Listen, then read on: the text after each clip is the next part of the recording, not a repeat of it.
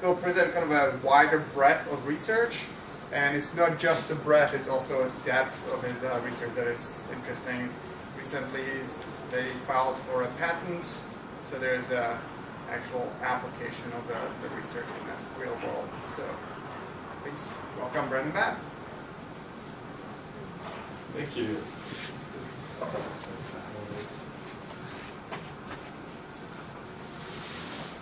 All right. So, as Martin mentioned, I'm just going to do an overview of a lot of different topics. Please feel free to ask me any questions during the time, and I'll try to cover some of the stuff and go in depth further when warranted. Okay, so my talk is 6 Degrees of Kevin Bacon, the Mars Rover, and Evolutionary Computation.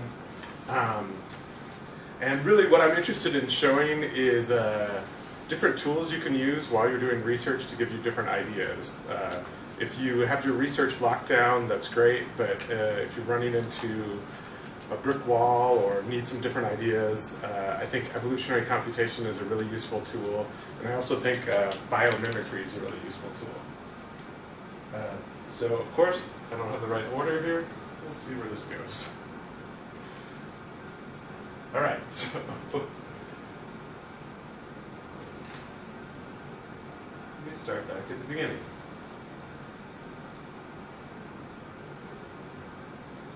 All right, so here we go. Whoops, these are slides for some other people I'm doing work with here at the Rebel Alliance. So biomimicry, how do we, I should retire that joke, I've never been able to deliver it. How do we normally design? Now, humans, we tend to design, we like really straight edges. This is from the Aviator, where they're trying to get the wing as smooth as possible. And we do skyscrapers and really, really straight edges. But then the question is, how does nature design? Because they've had several millions, billions years to design stuff. This is an example of a kingfisher. When I lived in close to Puget Sound in Washington, we actually had a lagoon, and there was this kingfisher that would dive in. I was fascinated by it. The problem they were trying to solve was, in Japan, they have bullet trains, and they're cruising through tunnels, and they make a sonic boom at the tunnel.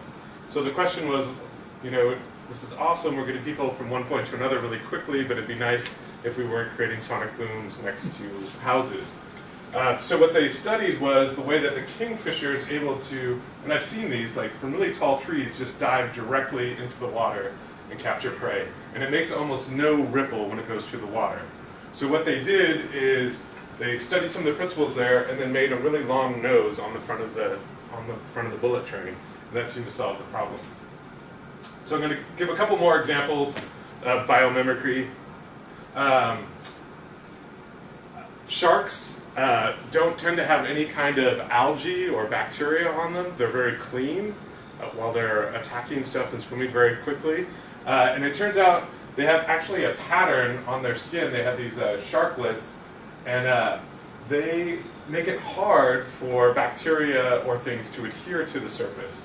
So a company studied this, and they came up with the same pattern, basically a nanoparticle pattern, and they made an adhesive tape, and they can put it in hospitals or other areas where you have high contact, and it's really hard for things to grow on it. So this was also used, the shark was also used for an inspiration in, I forget which Olympics, but Ian Thorpe, the torpedo, he had a full-body swimsuit that was using some of the properties of shark skin, and they're actually banned from the Olympics now, but it cuts down on turbulence. Now this is one of my favorite examples, mostly because of the name of the guy who discovered it. This guy's name is actually Frank Fish, and he's a doctor, or PhD, and he was looking to buy a gift for a friend. He was in an aquarium, and he saw this lovely sculpture of a humpback whale, and he went to go buy it at the museum, and he noticed on the fin that it looked like the fin was backwards because it has all this like stuff on the front. He thought that should be a smooth edge, so he was talking to the museum store worker and said, "Oh, this is great, but I think you've attached this wrong." And they're like, "No, this is actually how the whale's fin is oriented." So he went and studied that, And this is normally how we do plane wings right here. They're very nice and straight on the front, on the leading edge. And it turns out that the whale has these, they're called tubercles, and they make it so the air actually kind of adheres to the front leading edge, and it allows for them to swim more efficiently. It also allows, if you had a plane, you could have an angle of attack that was higher before stalling. And so this is kind of what it looks like there at the front. And so they started work on a company. Unfortunately, I haven't been able to find out the status of the company, but their idea was to make wind turbines, and also fans was the first application to make really low-moving fans that push a lot of air using this front edge. So the idea I like from this is that this is not our conventional wisdom. This is not what we intuitively think. We think everything should be straight, and we're trying to remove turbulence, and there's a way to use turbulence. All right, one more example. This is a pitcher plant. This is a carnivorous plant, and it eats mostly ants or any bugs that come along. It has honey around the top here to attract insects. You always kind of need something like that. The top here is actually kind of also has another bioengineering principle. It's set up like a trampoline. When rain hits, so there'll be bugs that climb on the top there as well. And when a drop of rain hits it, it shoots the insect into this vessel here, and they're digested down here. But also, ants just walk along the edge and eat the sugar nectar. But when it rains, this surface gets extremely slick, and they fall right into the pitcher. So this was studied as inspiration. This is a super hydrophobic surface, which means it hates water. And here is an example of the biomimicry thing. You can cut it with a razor blade. It has some liquid on it, and it has a certain nanostructure to it. And it's self-repairing to some degree. You can see it moving around. Here's another short video. So applications of this for Alaska, or I'm really interested in renewable energy. One thing would be solar panels. If you had rain that hit them, it could take off a lot of the dust and remove efficiency there. Also, this would be excellent for my car. I just got it washed. It'd be nice. It just collects the dirt and takes it off. And here's another application I think would be useful for Alaska. This is -2 degrees Celsius. It's sped up 150 times. Here's untreated aluminum. Here's the slips-coated aluminum. And it's fully frosted now. For the most part, you can see some ice form here, but water can't adhere to freeze, so it keeps ice. And this would be great for wind turbines or other places where you have shearing from ice. Of course, none of those will actually generate enough money for this research to occur, so MIT has a similar project called Liquid Glide. This is trying to pour ketchup out of a bottle. We've all experienced this with ketchup and mayonnaise, and hopefully, since this is a presentation, this video won't work, but try that again. All right, so here is the example of trying to get ketchup out of a bottle. You have to shake it. It's adhering to the glass. And then you already saw the punchline. But here it is again in terms of, they actually have to be careful as they're doing this video because it'll just fly out of the bottle. And this is what will generate the millions of dollars to actually you develop the surface for other stuff. They probably want to do those in plastic bottles, right? Yeah, there's some examples in mayonnaise bottles as well. The mayonnaise one is actually more impressive, but I couldn't find a good video of it. Is that adhered, that whatever the stuff is adhered to the glass, or it's supposedly a non-toxic surface that you can spray onto the inside. So I wasn't 100% sure if some of it comes off with the liquid or not, or if it remains adhered. So the field of work I work in is genetic algorithms, which is inspired by nature. This is the segue from biomimicry, but nature inspired. Nature's had like several millions of years to do a research lab of trying different experiments, seeing who actually dies or survives, which is, I mean, it's hard writing grants and stuff, but life and death is almost a more crueler punishment. So basically, the idea is you take Darwinian evolution and you take potential solutions, and you have solutions mate and have child solutions, and you have mutation, and I'll show some examples. So this is an example several generations in, but basically you start with some random circles with random colors and random sizes, random locations. And you want to try to make it look like this image here. So every member of the population, there's population of solutions, you compare it to here and compare the pixels, and you'll get a certain fitness. And the more fit it is, the more it has a chance of going on to the next generation. So this first one here isn't spectacular. It'll have a high fitness number. The number of pixels that differ is quite high. And then as you move on generation to generation to generation, the ones that are better start passing their genes on, and you get down to here after several thousand generations. And here's more of an example of what it does. 50 sets of X, Y position, radius of circle, color of circle. That's called the chromosome, and these are just numbers listed in here. And then here's parent 1, parent 2.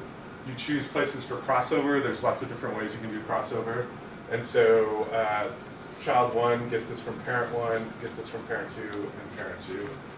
And then you measure the fitness of these children, and the whole circle of life continues on. Here's an example of an antenna that NASA was trying to design that had a large frequency response, a certain frequency response for a satellite. And they used genetic algorithms and evolved this shape. Now what I love about this shape is it doesn't look like any other antenna. It looks like some guy just left the meeting, bent a paperclip, and came back into the meeting. But it had the best frequency response for what they were trying to do.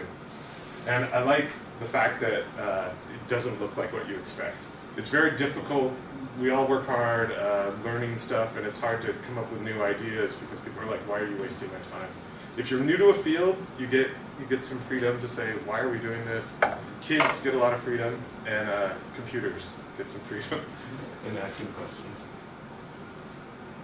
All right, so I'm going to do a summary of image compression. I was lucky enough to take a genetics algorithms class with Frank Moore in 2005, and he was very gracious and included me on some of the research he was doing in terms of improving signal compression, and he just started working on image compression.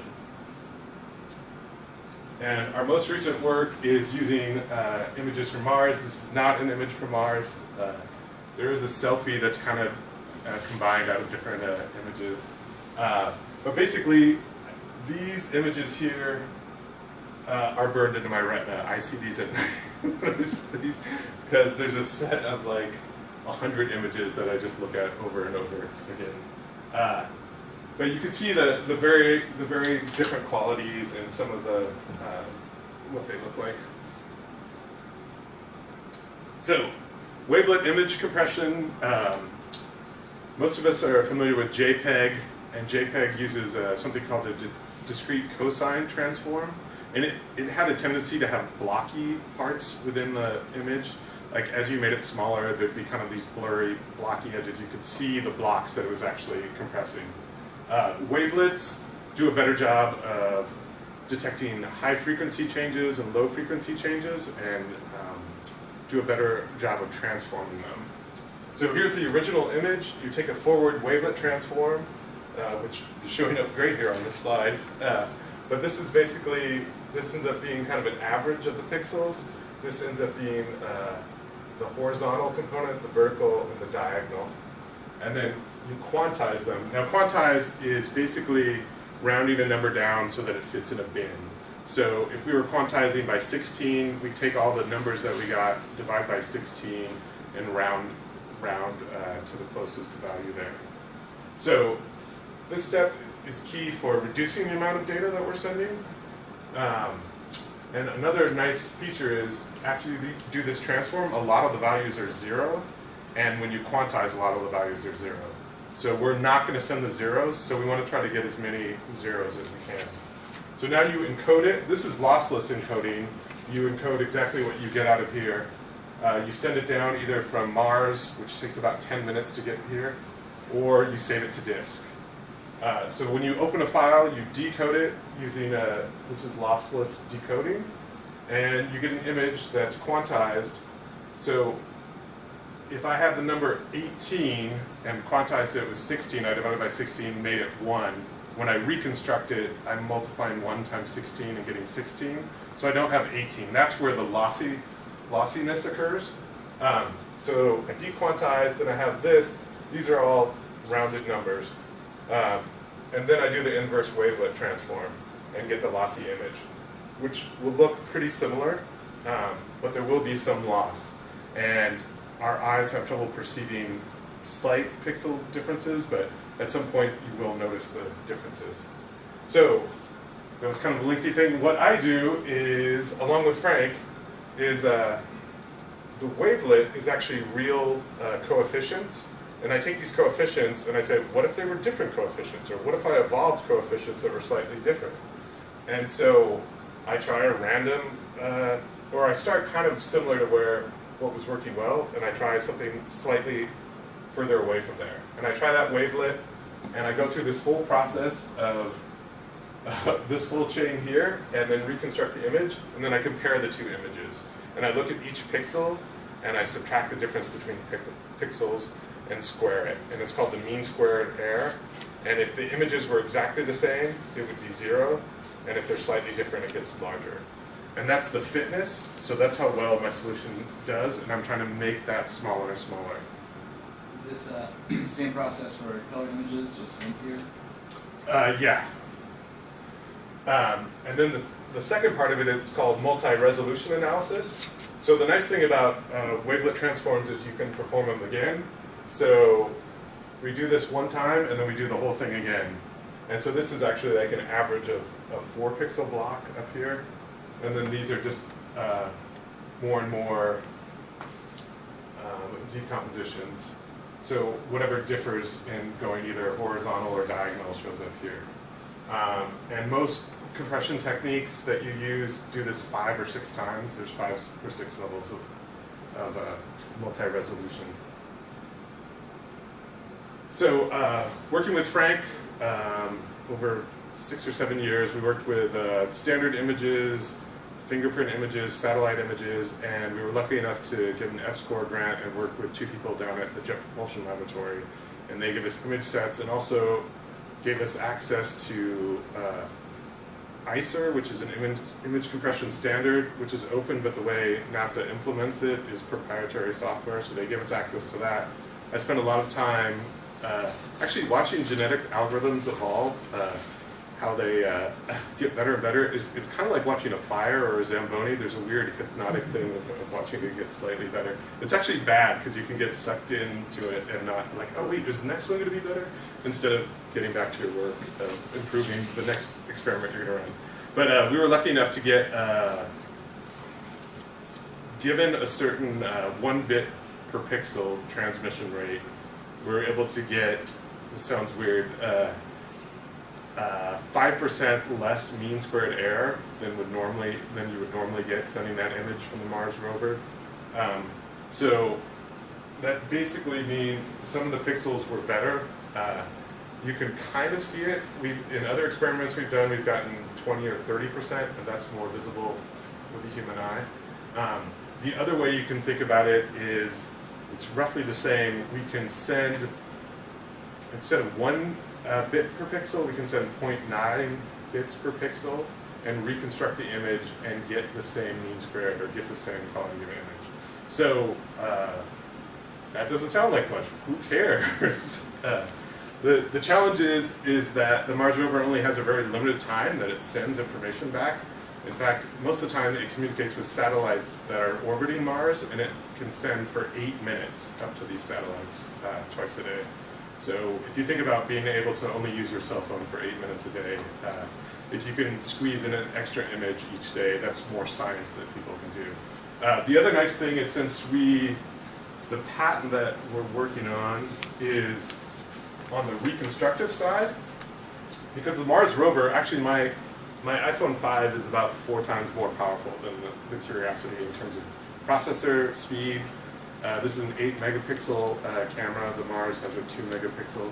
There's a lot of things that make the Mars rover, which is amazing, all the stuff it does, but it's really conserves itself on power and computation. When you are going to put a camera in a rover, it's locked down like 7 years before the thing actually gets there.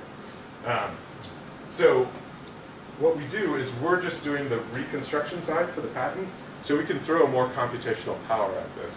The other thing that's nice is there's been 10 years of images that have been sent from Opportunity and Spirit, and we can go back in and open images that have basically like opening a JPEG on your computer, and they should be have less air in them. They should be more clear. So hopefully there's a chance, nothing's happened yet, but there's a chance you can get more science out of that. Brendan? Yeah. So NASA supplied you not only with a corpus of original images and the compressed images, but also with the forward wavelet coefficients that they use on the Mars rover to compress the images? Yeah, Okay. with they do it slightly differently, and they use they're really smart. They do some predictive coding and do some really interesting stuff with compression. The great thing about the genetic algorithm approach is that if you treat parts of it as a black box, then you can just say, okay, as long as I'm using the same way of this to get the image, I don't care exactly how it does it as long as I match that. But what I get here is the same that they're getting, and if I can reconstruct it. So their code was in C, and I had to transfer some of it to MATLAB. And Kendrick Mock was also super helpful in providing computational power and knowledge. And so I used a supercomputer up in Fairbanks and GPUs to try to accelerate. Because genetic algorithms actually run pretty quick. It's always calculating the fitness that takes the most time. All right, this is what's fun with it. Okay.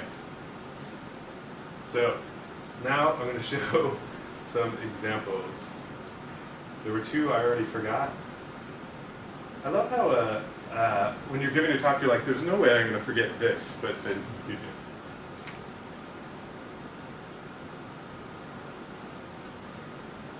Okay, so this is, when I'm trying to explain to people what I do, they always kind of get a blank stare. This is the best way I have to explain genetic algorithms. What this is doing is it's generating random cars with a certain number of tires and a certain number of physical structure. And then the fitness is just how well it drives down this road. So you can see the variations that it gets. And after several generations, you'll get cars that do pretty well. I'll wait like 20 more seconds to see if something decent shows up. This also is nice to run in the background if you can just check on how it's doing. Yes, these are fantastic. Oh, see, this one has 3 tires. It's made, this will get the highest fitness. And here's the score right here. Okay, I had trouble with that, but when it shows 13, it'll show a score of 60. So you can kind of see when you're trying to minimize the fitness. All right, so this is the other one. Which I'm actually advertising for Chromecast is what it is. This just has some music, which isn't that important. And this was developed with some people. Hod Lipson is one of the people, and he gave a talk at UAA last year. He does a lot of really interesting stuff. But basically, you have muscle that can contract. The red one's muscle that expands and contracts. Contract and expand. Soft tissue, blue is bone. This part will show some creatures, and the idea is we want to make something that can walk. And so this is blue part's bone, red's some of the muscle thing. Why this is lagging? Oh, because I didn't save this.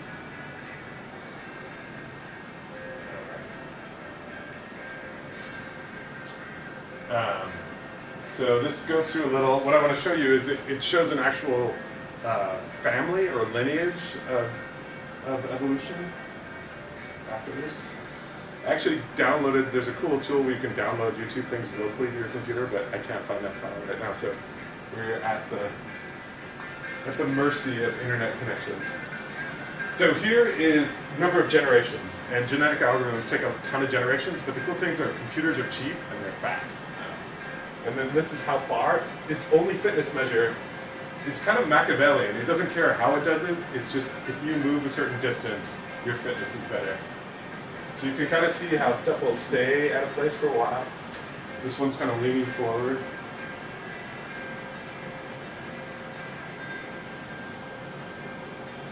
Oh, and this, I guess there's a reward for distance over time, so how quickly you can get to the end of the line.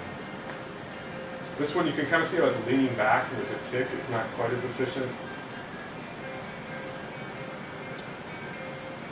They don't actually pause it. This is a YouTube phenomenon here. And then it'll get to the last one.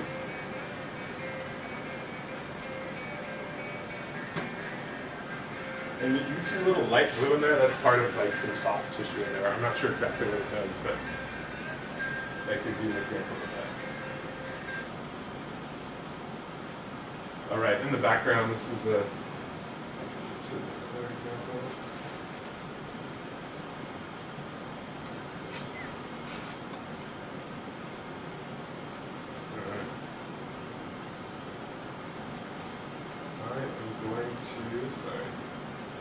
I'm going to stop this. You can see the cars are getting a little better there.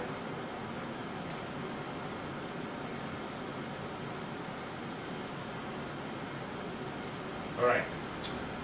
The next thing I wanted to show was something also by Hodlifson. This is called Eureka. It's by this company called Newtonian. It's free. There's a free academic license for it. And what it does is it uses evolutionary computation to fit data. It generates mathematical models, but it evolves mathematical models. So you tell it what equations it can use, and it comes up with a random equation and sees how well that fits the data. Now, what's useful about this is that it can do nonlinear and it can find interesting patterns in data. They didn't have they have a nice blog, blog.newtonian.com. This is an example of marketing data for selling candy bars, and they're trying to predict what the sales are going to be next quarter. Lots of people have used it for science in terms of looking at double pendulums.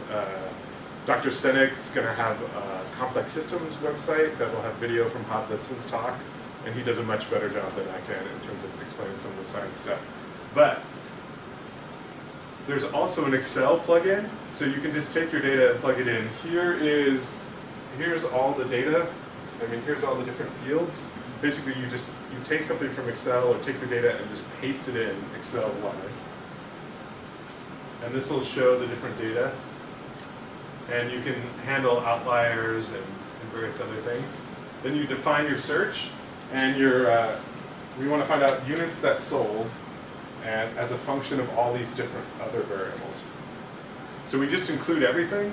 These are we're going to allow addition, subtraction, multiplication. There's sine, cosine, we can add other stuff. There's delay. Oh, this is going so slow right now.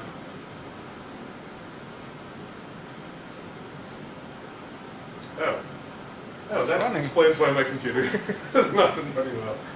I have been running this in the background the whole time I've been giving this presentation. So this will allow us to see into the future. This is the mean absolute error between the data and the formula it's created. And this is the number of time in seconds. This explains a lot right now. Here's showing new solutions and the fitness, and then this is the solution. And I'll show you the results.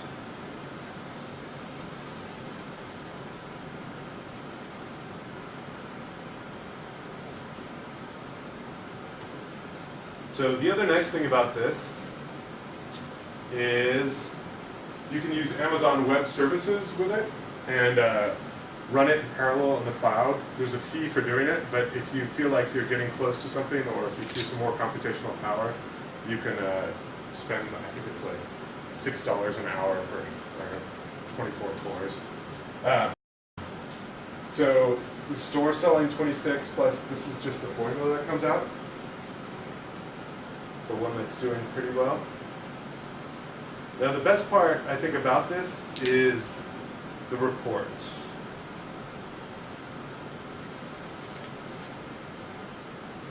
And the reason is it's not finding a correlation between any of these variables that we're running the data against. So what's nice is you can say like, okay, it's not finding anything here in this current experiment. Maybe I don't have to deal with these. And it'll show you the ones that have showed up in the most models. So you can kind of see that in the number of occurrences of each variable across all models.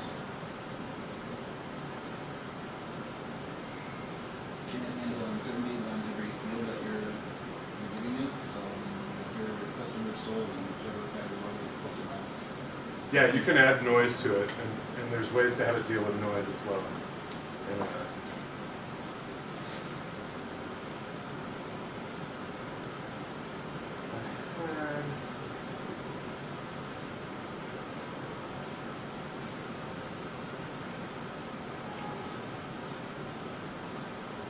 okay, this was one, I gave a talk at the UAF.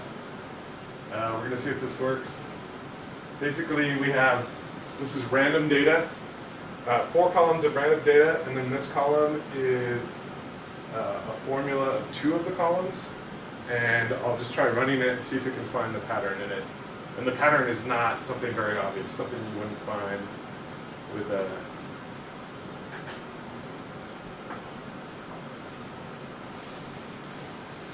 And you can see the formulas as here's the data it's trying to fit. It takes some of it for training and then uses the rest for validation. Here's the formulas that it's attempting and their various fitness. And there was one thing I noticed Martin was nice enough to give me feedback before. The formula involves a sign of a variable in there, and sometimes the values are so small it actually ends up doing a Taylor series expansion or power series expansion, so you get power terms. But this will be less intrusive to run in the background, and we'll see if it comes up with it. So it didn't come up with it after a couple of minutes. This is the other nice thing is you can move through solutions, and it'll show you on the graph how well it's doing, and then you can also see residual error and various other things. I think it's really useful for just exploring data where you're not sure if there might be patterns within it, because a lot of data that we work with now is over 20 dimensions, which is really hard to visualize relationships. Yeah, that was actually my question. So, what kind of dimensionality is this good with? That's a good question. I don't know the exact answer, if there's a limitation on it. I've thrown at least 80 different characteristics. The nice thing is I think it's not telling you causation, it's just telling you correlation. Yeah. It can throw out a lot. So it'll on that one that had it probably had 50 variables across, it ignored a lot of them, and there were certain terms that just are being used in the formulas. And the other question I had, so this is doing overfitting of data with the formula. Is there a way to use it to generalize the data rather than overfit? To generalize the data in terms of... Yeah, so... Well, you can choose... I might misunderstand the question. You can choose how much it uses for training and how much it uses for validation in terms of percentages. Okay. And you can have it be the whole set, or it usually will break it down based on what it thinks is good, but it is settable. Often, I like to just start over and see if that'll do it. It's going to be something like sine 2ab plus a. It's something that is kind of complex. Oh, it looks like it's getting close. Anyway, on to the next thing.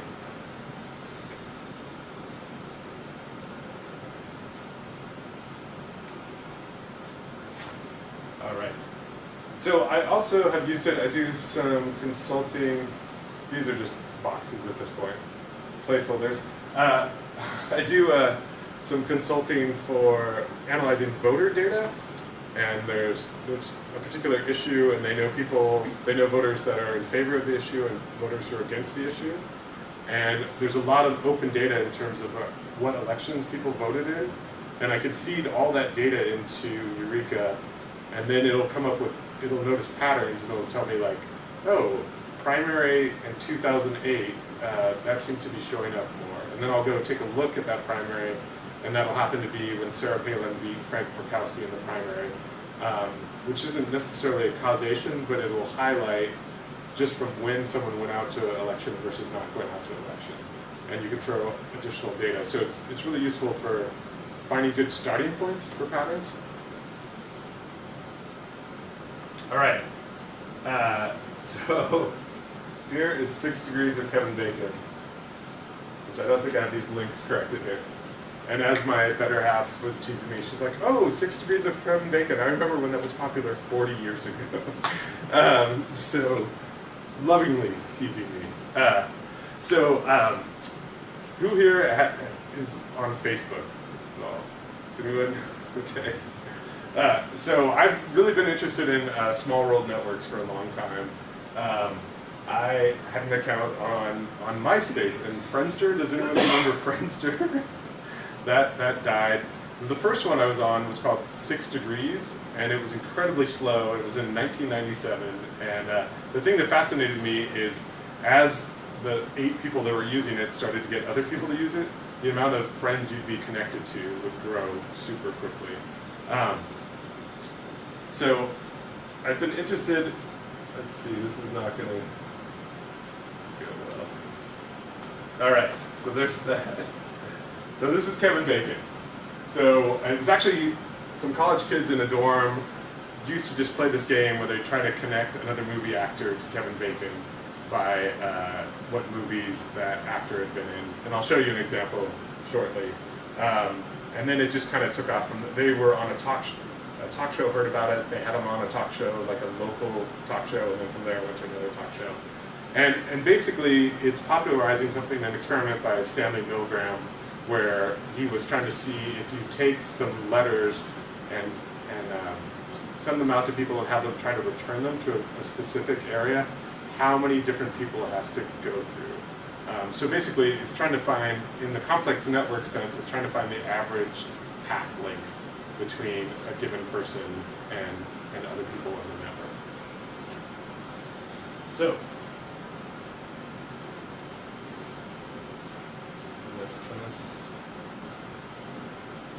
this is the Oracle of Bacon. There's been a lot of stuff that's occurred over this. So here's an example. Mary Pickford to Kevin Bacon. Mary Pickford was in Coquette with Louise Beavers, and which was in All Fine Young Cannibals, and then Robert Wagner was in Wild Things with Kevin Bacon. So we have 1, 2, 3. This is a Bacon number of 3. This also was popularized with Paul Erdős, who co-wrote a ton of different papers with other mathematicians, and you would have a certain Erdős number, and people were still trying to get Erdős numbers after he passed away. Like if you could co-author with someone who had a 1-degree connection to Paul Erdős. And as he mentioned earlier, there's something super specific called a Bacon-Erdős number, which is if you're connected to Kevin Bacon and have written a paper with Paul Erdős. It's a very small network.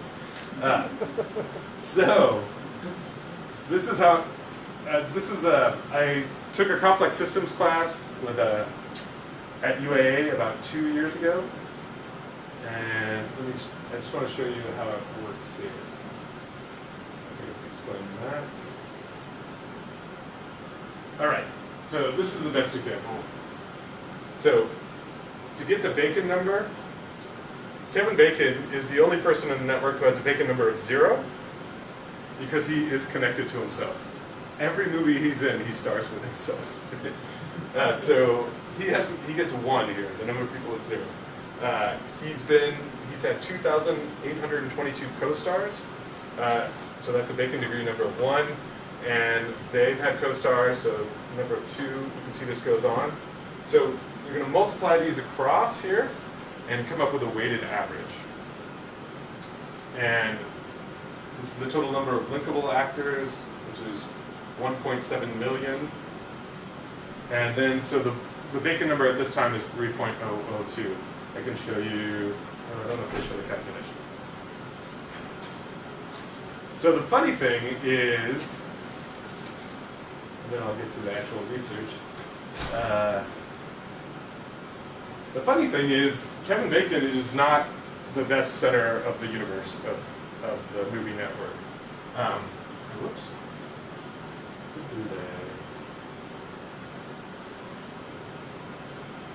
It's actually currently, and this changes, I've seen this change over the last 3 years, it's Harvey Keitel who's the best center of the universe.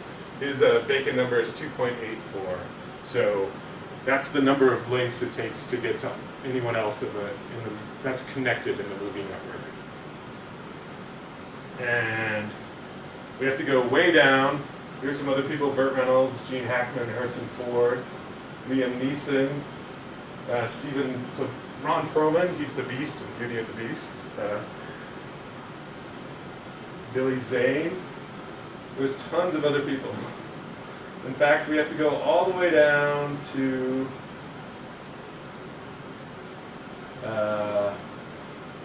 somewhere around here. Sorry.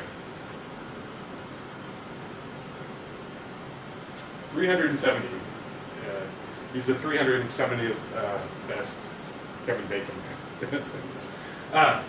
So what I set out to do in the research was, a lot of people have shown like who's a better center of the universe for the movie network. My question was, and this is based on having had taken enough classes at this point to know that you need to pick a semester project that you can actually complete in a semester, and it was, how do you make Kevin Bacon a better center of the universe?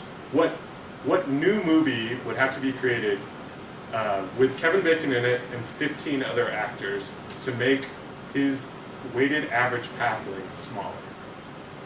So does that make sense in terms of, okay?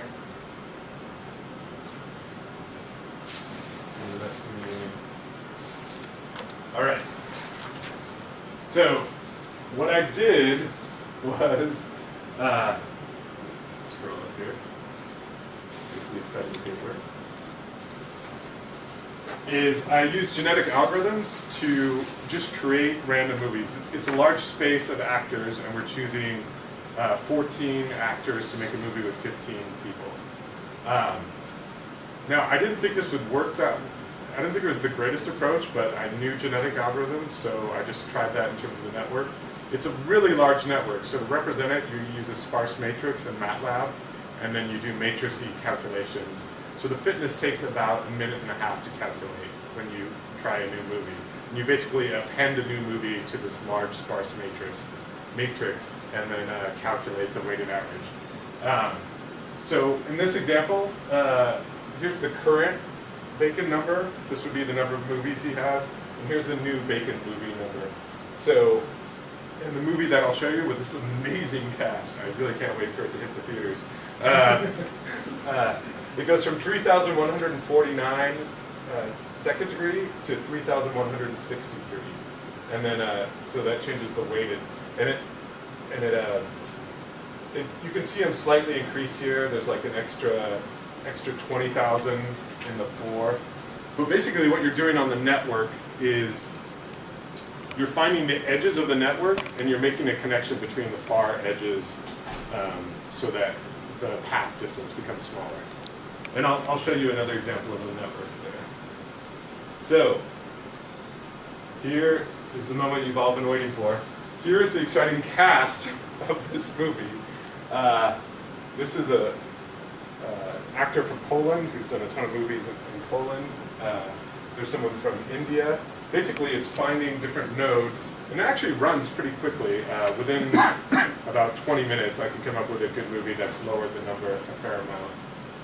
And I haven't run it recently. There's symmetry things you could do. I remove all the actors that are only in one movie to make the matrix smaller, but there's a lot of other stuff that can be done. But I want to say that evolutionary algorithms are good for brute force just testing. They seem to search really well.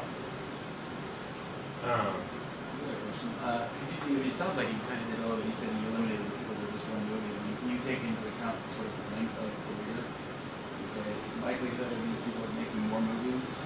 Right. That would be also something you could look at. I think there's some symmetry stuff, or you could decide people that only had a certain number of links into the node or had done a certain number of movies. There's other things. If you're the only person in the movie, there were weird decisions I had to make in terms of like TV pornography, which I think I accidentally, when I was looking for, I removed pornography because people make like 2,000 movies in a short amount of time. Although I was going to get images for this presentation today, and I think this person might have something to do with porn in Poland in terms of the number of movies. But I need to research that to make sure. Certainly, quality was not one of the parameters. Well, so The quality of the No. So the name is not really Polish, so it sounds like possessed. Oh yeah, it might be Russian. No, it's Spanish first, Spanish? second name, and third Polish name, so it sounds like it's a noun together. Okay. So it's most probably pornography. But the question I have here is, have you done this with actually just adding weights? At the end of the day, the success of a movie is how many dollars it is made, it's not how many hours. It's how much money it makes. No, I haven't done that in terms That will of. amount to actually putting weights on the notes as opposed to. No, that's an interesting idea to study it that way. I was interested in just how you make networks smaller in a sense. Or if you were going to do one possible application, if you were going to do advertising, can you make a network that you're advertising smaller by getting individual key members, making them, like taking them to lunch or something, making them, Well, in terms of messages, the way they travel. Yes? I think your thesis directly answers the question, because the more compact the network is, the wider impact it will have. It will cover more stakeholders. Thus, it has a kind of a qualities of making more money, just because the network shrunk and there is a less of a distance to reach different spheres of this network. Isn't that the case? I think so, in the sense of I don't know how to make Well, movies. you're right. Yeah. I mean, But- you could have 5 guys that made a lot of movies that are very nice community and nobody watches them besides themselves. So. Right. Okay. But I have seen that with Yeah, I've seen that with action films, international action films, where they'll have more international casts in terms of, and the movie will open globally. But that sort of brings up my question, which was, I mean, you're essentially looking for a community, so can you actually compare to looking, just trying to detect community structures in a way, like using the humans out there? I have looked at some of the community stuff. I wasn't able to process it in terms of the size of the sparse matrix, but this was 3 years ago, and So we should talk there's about much better software. I've for been doing doing this, with networks, okay, so they're not 2.9 billion, but they are, some of the communities themselves are 2,000, 3,000 people that are part of it. Yeah, no, that's a really good idea. I think the software could handle it much better now. That was my plan B, was to look at the communities, but I knew it was computationally expensive. So I was actually surprised this worked in terms of lowering the number. It doesn't guarantee I found the lowest number, but like in a short amount of time. Within the semester, and when I had to deliver the paper, something was smaller. This is an example of a paper I saw 2 years ago. It's a food network in terms of pairing of food in different places around the world. So a connection, the size is based on how often that ingredient's used with other food. And then these are the different categories.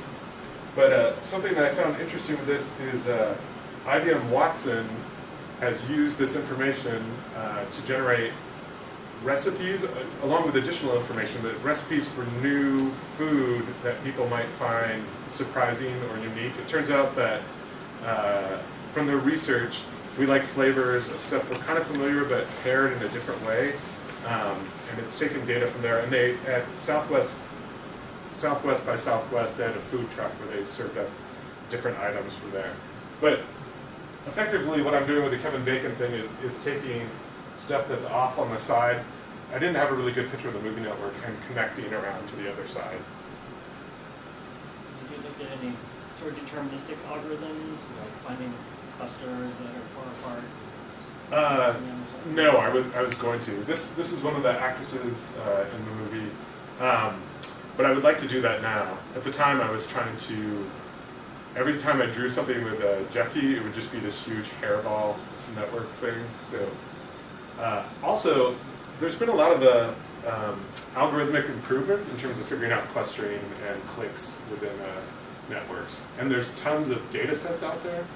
So the last thing to like pull stuff kind of around in this cobbled together thing is I do some as a hobby. I do work with open data, and open data is just mostly I'm working with data from the government that's made open and large data sets that you can work with. And I'll show some examples here. So this is just a game for learning geography, and the thing I love about open data is there's data existing on government websites, and there was a shapefile for neighborhoods for Anchorage. And I could grab that, take the data, send it in to this person, Marcin, and he just put the data in. And this is just a simple game. What you're trying to do, it's based off communities, is you just try to find the neighborhood when you see it, like, oh, that's northeast. South Edition, that's actually where I live, and then it times you and shows you how quickly. So it's not revolutionary. It has Africa, which is very hard to get all the countries. There's tons of different countries, and people can just take shape files and boundaries, do a little editing, and upload it. I was giving a TEDx talk last year, and instead of rehearsing for the talk, much like today, I should have rehearsed for the talk more, I decided like, oh, can I get Anchorage in to the boundaries there? And then later on, I did this indigenous map of peoples and languages, which is a map I love in Alaska. You see it on a lot of walls and offices. Let's see if I can remember. But this got some attention from this National Civic Day of Hacking I was doing. And because of this, which is very simple, I was invited to the White House for Champions of Change, Civic Hacking, and Open Data. But it's a great way, it's kind of a fun way to learn geography.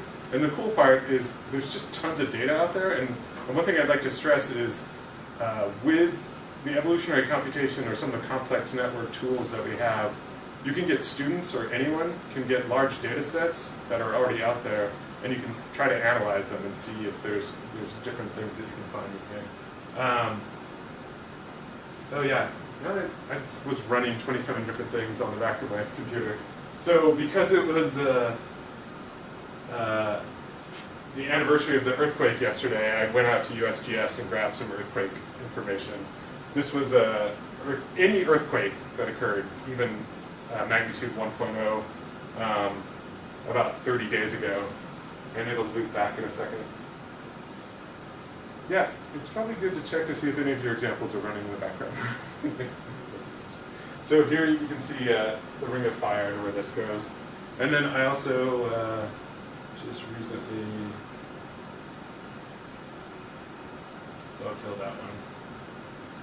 And then here's another example for earthquakes. These are all earthquakes over magnitude 4 that USGS has that's occurred since 1900. And you can take out magnitude 4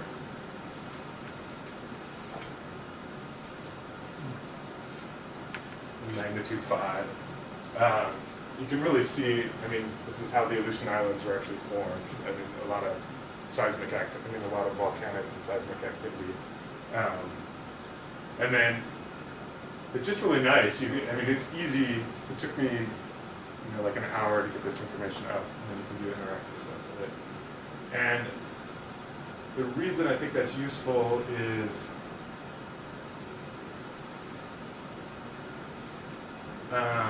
I've also, in January, I was invited back to the White House for the Safety Data Palooza and Education Data Palooza. And it's kind of a dog and pony show, but the people that were presenting about open data in government seem really bought into the concept. Like, they're really interested in getting data out there. So there's a ton of different data. And recently they had an initiative in terms of climate data. I think it occurred last week, where they're putting a lot of climate data out there. And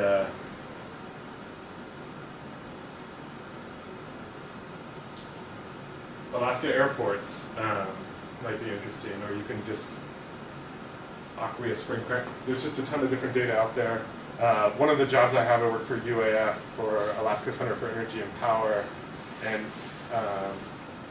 ICER and ACEP actually have released some data in default, or it's called the Energy Gateway. We need to get a better name for it, but it has a lot of data, energy data about Alaska, and one of my jobs there is to try to get more data out and make it more useful for people to do reports.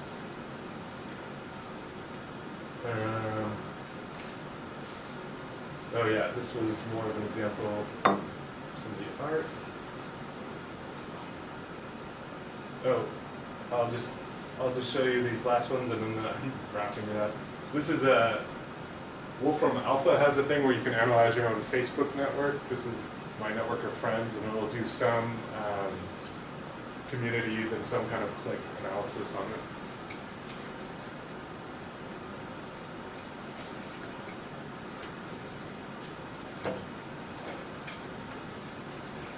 This was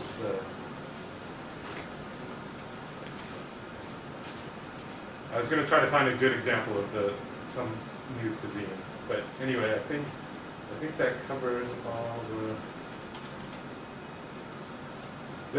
I was hoping there is an example on Newtonian in terms of they were analyzing March Madness, and I was hoping to have some brackets to tell you on the last thing. So that is basically all the different links I have, I think.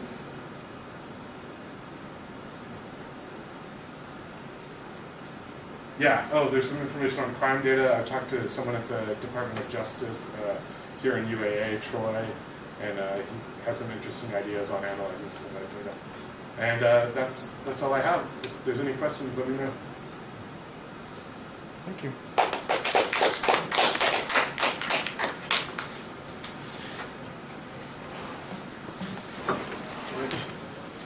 Another complex system.